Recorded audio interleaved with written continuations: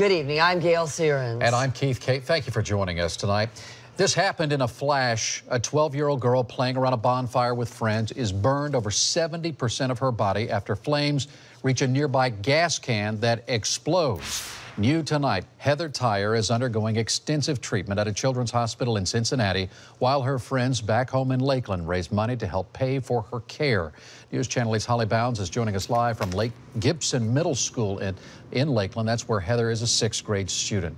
Holly. Good evening to you, Keith. Heather Tyre loves to cheer, and she has one of those smiles that when she smiles, you want to smile too.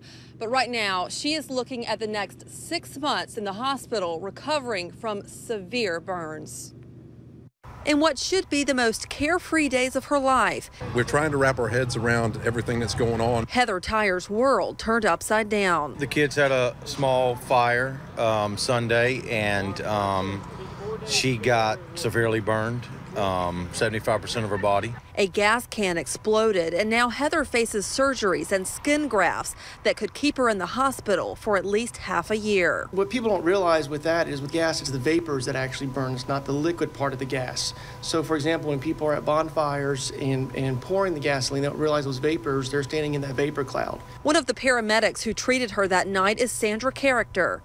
She just touched all of us how strong-willed she was that night. She showed up at this Friday night fundraiser for the family to continue the care.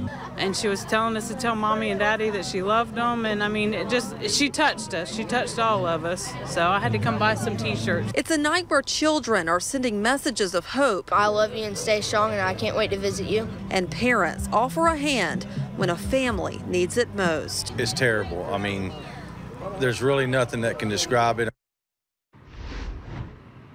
Tonight, 8 on Your Side is asking the question, how close is too close when it comes to gasoline cans and open flames? Firefighters tell me they need to be a minimum of 10 feet, but when it comes to bonfires, they recommend using starter logs instead. Keith?